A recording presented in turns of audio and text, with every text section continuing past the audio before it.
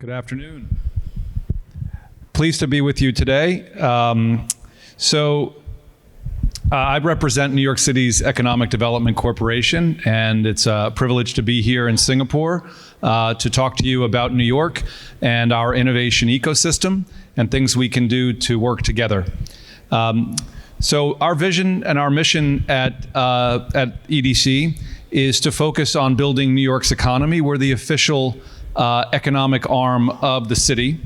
And we have a focus on building our business confidence and in strengthening the city's economy, and I'm going to show you how. So first is EDC, a bit like our host here in Temasek, is an independently endowed corporation with a significant pool of assets that we use to support economic development. We're the largest landowner in New York City and a very large investor in infrastructure.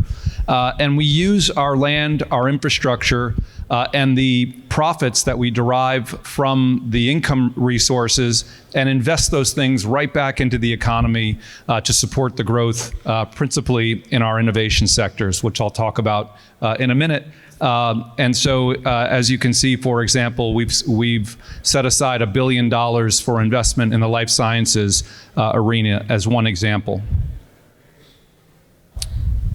So I'm going to talk to you a little bit about the New York economy, what makes it so special, explain about where we are today, especially with respect to these innovation sectors, talk to you about how you can participate in the work that we're doing, and then I'm going to take you on a little bit of a flight through some of our assets, which can only be appreciated from above. So, if New York were a country, we'd be the ninth largest economy in the world. We are roughly a $2 trillion GDP. And it's an incredibly diverse and dynamic economy, one that's anchored by very large corporations, almost 50 of the world's largest companies that are domiciled in New York, but also a very vibrant small and medium-sized group of businesses, almost 280,000 strong. But interestingly, it's always reinventing itself. So 1 in 7 of our businesses in New York was created in the last year. And part of the reason for that is the dynamism of the workforce. We are a very young economy. So roughly 1 million of our residents, of our 9 million residents, are recent graduates and postgraduates who have made New York their home to start a new business. And we see these businesses thriving across the innovation sectors. So in tech and creative, we are the #2 ecosystem, about 525,000 people working in this sector, and representation from all the major tech firms and a very thriving startup ecosystem. If we look simply at AI, 40,000 workers in AI. Also a very robust venture capital ecosystem, about 1,200 venture capital firms working in New York. Same thing in the life sciences. This is an area we've seen explode over the last 5 years. We were roughly 13th in the world in biotech funding, and now moved up to #3. And we're #1 when it comes to health tech, the deployment of technologies for delivery of care. And that's because we have roughly 1 million healthcare workers living and working in New York, servicing our population. And so out of the research medical institutions that are in New York, we're seeing a dramatic amount of funding of commercialization activity. And the third area is in the green economy. Here, we're the 3rd largest climate tech investment ecosystem, and have been investing in the transition of our buildings and of our city infrastructure towards being more sustainable. And all of these are areas where we're driving innovation among companies. So, how does New York's Economic Development Corporation support the growth of these sectors? We do this in 3 principal ways. First, we make investments in building the physical infrastructure for innovation. We build out lab spaces, accelerator spaces, shared infrastructure from everything from compute to wet labs to sound stages for the creative industries. So we use our real estate footprint and our investments in capital equipment to build out those innovation spaces. The second thing we do is to develop the workforce. And here we have numerous programs to support entrepreneurship and the growth of companies and the reskilling of our workforce for these innovation sectors. And the last area is through thought leadership. We publish research reports on industry. We connect players in industry with the ecosystem in order to allow those ecosystems to thrive. And so you see a list of the kinds of support we provide here across the real estate and our infrastructure, across the financing support, and the programs that we run. I'm going to tell you about so many different varieties of programs. If there's one message I can leave you with, it's that in order to make sense of all of this, we've created a concierge service so that if you're interested in looking at a move to New York, you can reach out to us and we'll match you with the right program. And so whether it's me or Ann Sophie, who's sitting here with me in the audience, can match you to the program that's most relevant to the work that you're doing. So I promised you a flight. This is the flight through time and space as we take a look at the innovation economy in New York. So we know New York as a commercial port, a coastal port. It's been there since the dawn of the US economy.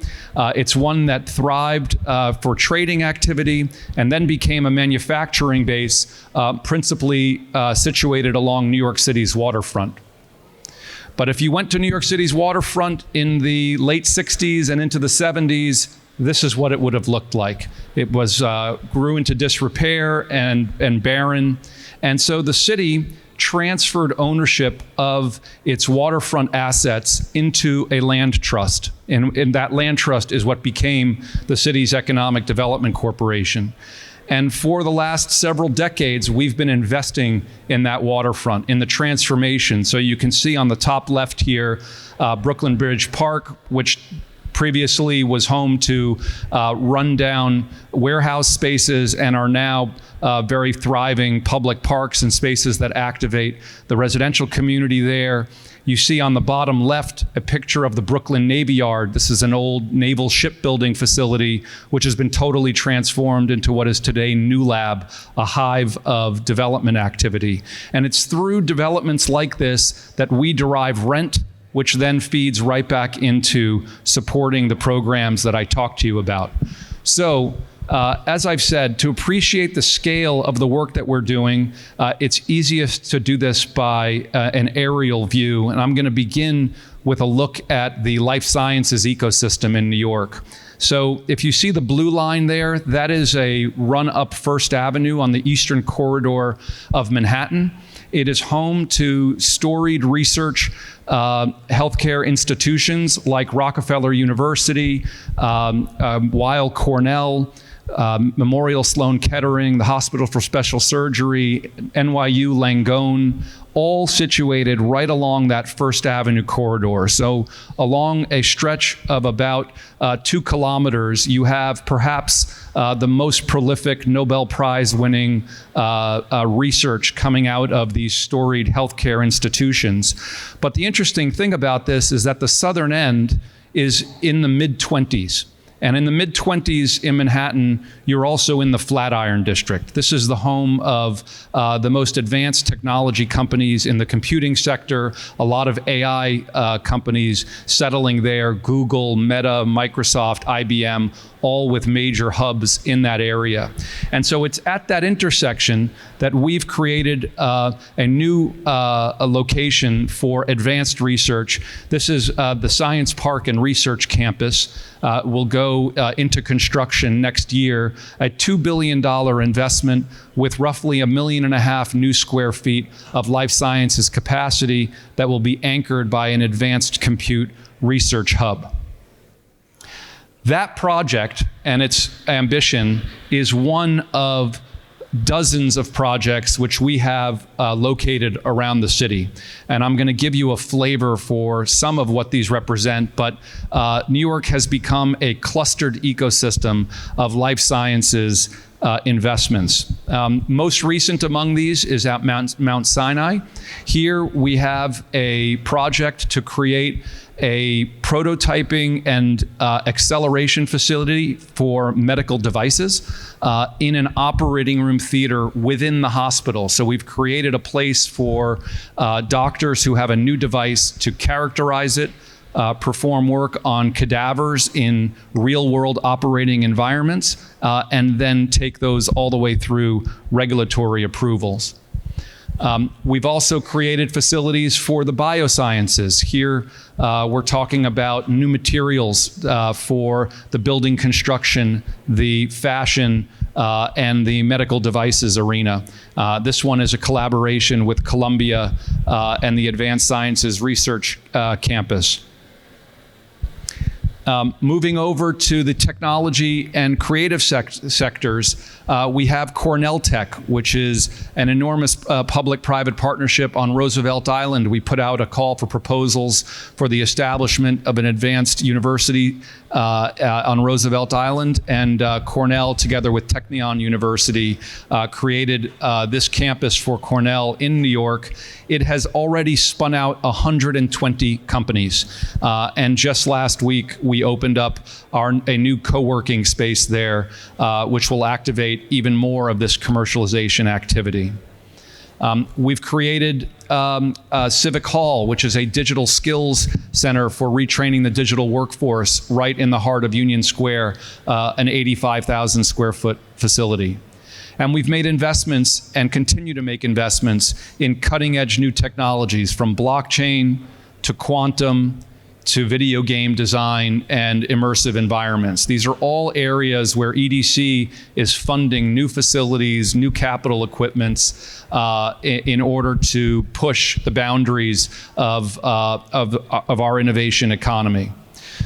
So, moving then along from biosciences and tech and creative into the green economy, it takes us to the waterfront in Brooklyn. And here we have a cluster of assets, which I'm going to tell you about. The first of these is the Brooklyn Army Terminal, about 4 million square feet. We're building within it now a $100 million investment in a climate innovation hub. This will be a place for young, dynamic companies in the climate arena to land and expand, and importantly, to prototype their services in very unique ways, which I'll explain in a second. It is next door to the Made in New York campus at the Bush Terminal, another 350,000 square feet on 60 acres. And next door to that is the largest staging ground for offshore wind activity in the United States at the South Brooklyn Marine Terminal. That's about a mile of waterfront, what I just described. Across a small ferry ride is the Climate Exchange on Governor's Island. And then it takes you to around the corner in Brooklyn to the Brooklyn Navy Yard, which is another 200 acres. Collectively, these assets represent almost $1 billion of investment, and they are hundreds of acres of facilities where we control the streets, the access points to all the buildings, and we control the regulation of services to these facilities. And so we're using all of this city infrastructure as a living laboratory for companies in the climate arena to come and prototype.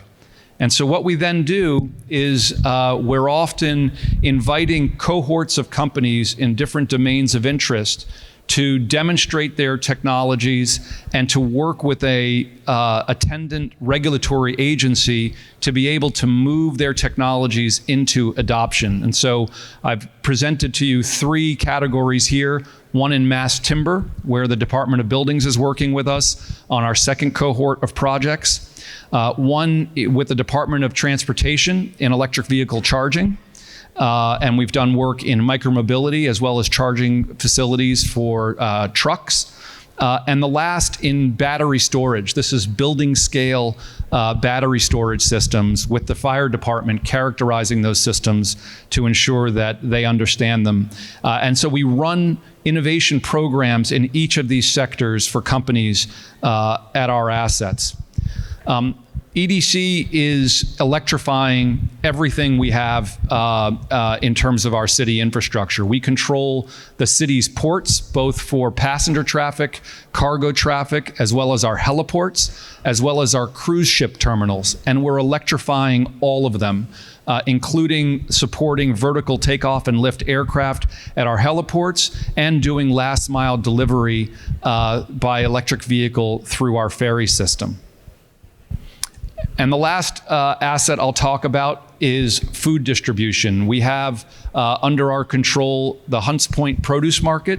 This controls 60% of the produce coming into Manhattan, coming into all of New York's 5 boroughs, come through this facility. It's the largest food distribution point in the United States. And it's another asset that's going through a major transformation towards sustainability. And so we're taking the full group of these assets, and the long-term vision is what we call blue highways. So today, goods that come into New York, especially in food, come principally into the Port of New Jersey. They're loaded onto trucks, and those trucks take truck routes over bridges and tunnels into the city to our facilities, where they're then distributed into smaller box trucks. But as you can see from the blue dots, we control all of those different distribution points for the ferries. And so what if instead we could move goods by boat to our own terminals, redistribute them onto ferries and electric trucks, and move them through the city in that way. So this is a long-term vision we have for creating a much more renewable system of transport. So I hope you learned a little bit about the work that we're doing at EDC to support the innovation economy. We've, as I've suggested earlier, made this as easy as we can by creating a concierge service for finding spaces, for understanding incentives and programs, and accessing the city's resources. And we hope you'll reach out to us to engage with us. So thank you. And I now have, with my 2 minutes left, time for any questions.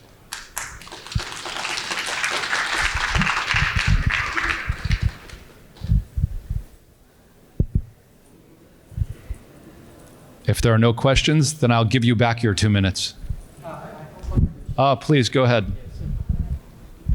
Is there any plan for EDC to adopt small modular reactors or nuclear energy as part of the energy security? The short answer is I have not seen it. That being said, I think the state is looking at it. So not in the city proper, but within the state, we've seen an uptick in small modular interest in small modular. So it's in the timeline, just... Yeah. Okay. Yeah, and I would say in terms of supporting deep technology, the city is very interested in nuclear as a subject matter. We're also making investments in areas like robotics. So much of what I described, we're using different varieties of drone vehicles and autonomous vehicles to do inspection, and then obviously work we're doing in compute. So there's a lot of research being done in New York. As far as the adoption of those systems, I haven't seen a proposal yet.